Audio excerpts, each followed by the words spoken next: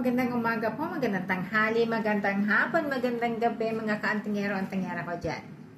Sa video po na ito ay si-share ko po sa inyo ang code na number na lagi kong ginagamit at lagi ko po itong sinusulat and yes, it works po.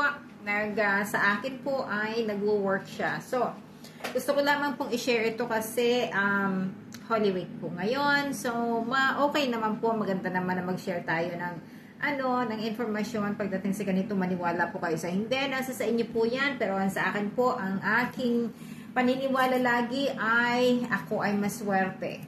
Lagi po ako ay maswerte. So, bago pa man po ang lahat, kung kayo po ay hindi naniniwala sa ganito, skip po. Pero ang kayo ay mahilig sa ganito, tara na po, tara na. So, ito po ay walang orasyon, walang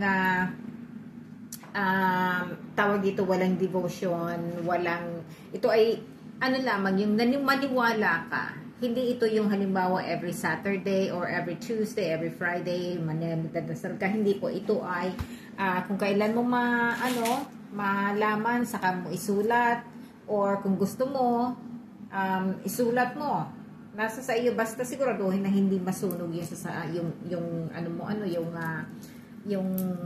balat mo, po. So, halimbawa po sa akin, ganito. Isusulat mo po ang number 5, 2, 6, 7, 4, 1, 8. Ito po, ganyan po. Sa akin, ganyan ang So, ito po, hinahayaan ko lang siyang all day, po. At, kung halimbawa po bago ako, pagkatapos ko lang maligo, syempre, naaalis po, So, kung kailan ko po maalala for, sa araw na yan, ay susulat ko uli.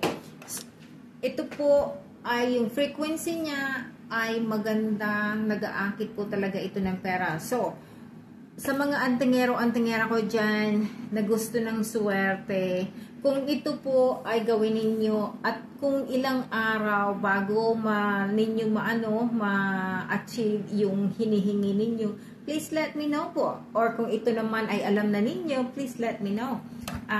Kasi ako po pag yung malapit sa akin ang swerte. So, lahat naman ng ginagawa ko ay for pampaswerte. So, sabi ko, sige, at least naman mag-share ako ng kahit kaunti.